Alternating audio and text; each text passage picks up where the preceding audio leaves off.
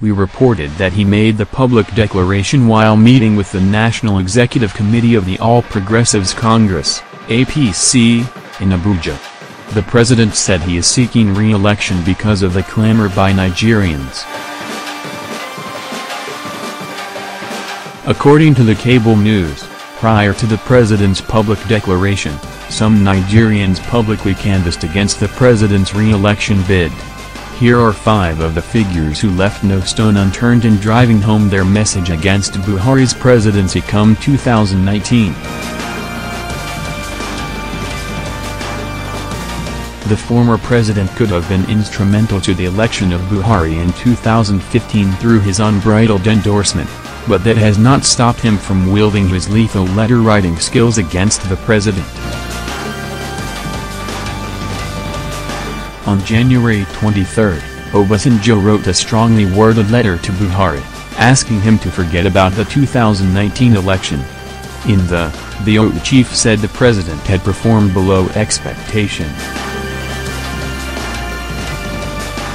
He wrote, "The lies of poor performance in government, poverty, insecurity, poor economic management, nepotism, gross dereliction of duty, condonation of misdeed if not outright encouragement of it, lack of progress and hope for the future, lack of national cohesion and poor management of internal political dynamics and widening inequality are very much with us today."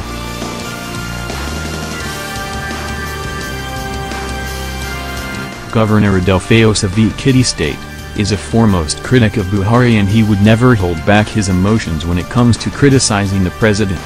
Some see him as the strongest voice of the opposition.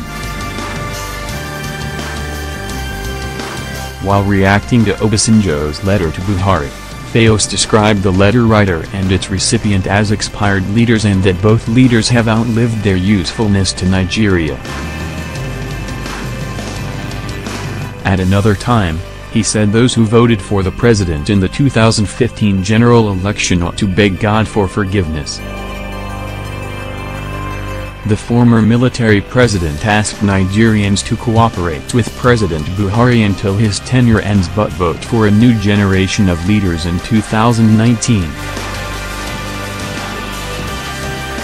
On February 4, in a statement titled "Towards a National Rebirth," he said the 2019 elections offer a unique opportunity for Nigerians.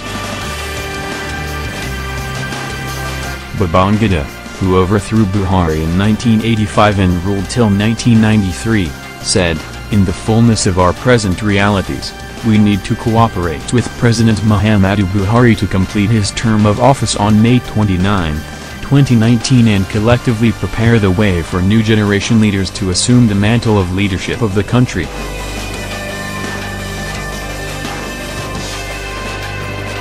While offering this advice, "I speak as a stakeholder, former president, concerned Nigerian and a patriot who desires to see new paradigms in our shared commitment to get this country running."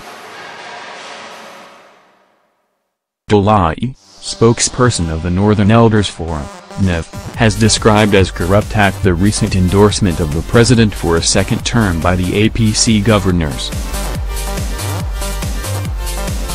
On March 24, he led a coalition of northern groups to pass a vote of no confidence on President Buhari and other northern politicians, saying they have failed the region.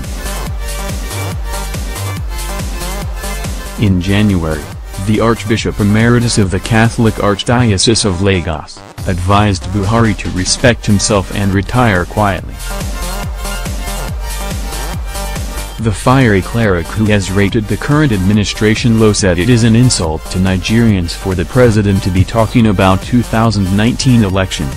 He advised Buhari to be thinking of finding solutions to the problems confronting Nigerians. He said, "What has he done in the years he had been in the saddle? He has performed woefully, that's the verdict of Nigerians. Let the president respect himself and retire quietly." Coming out to talk of 2019 is insulting not only to those who voted him to power but to all Nigerians. There are so many problems confronting the people and he should be thinking of what to do about them. For second term, he must be a joker.